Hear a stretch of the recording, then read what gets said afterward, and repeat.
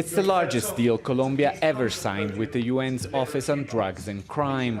Colombia will hand over to the UN agency more than $300 million over 4 years.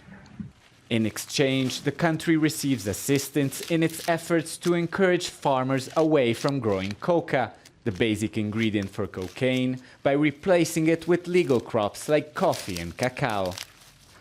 Both sides describe the agreement as crucial.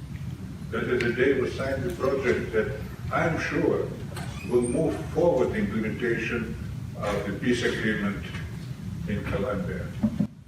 For a time, coca cultivation in Colombia subsided, but it's booming again.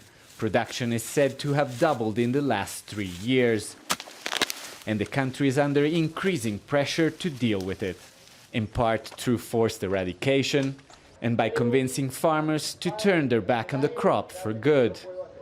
But it's proving a challenge. The Colombian government hopes the UN deal will help.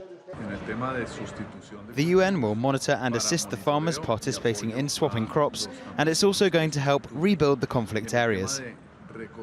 But some drug trafficking experts fear the money will mostly end up paying for the UN's bureaucracy and not bringing benefits to farmers. What we have observed is that 95% of the resources, of the amount of money that is invested, is expended in areas that has no coca. So 95% of the money is going to the wrong areas. And who's the main responsible for this? I think it's the responsibility of the Colombian government and UNODC. They're taking a bigger overhead on it, and they are like mainly responsible of why these programs has not provided the results that we all expect.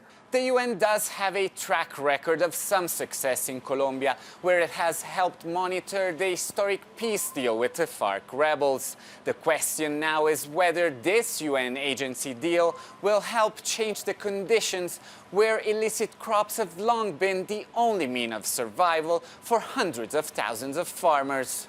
Alessandro Rampietti, Al Jazeera, Bogota.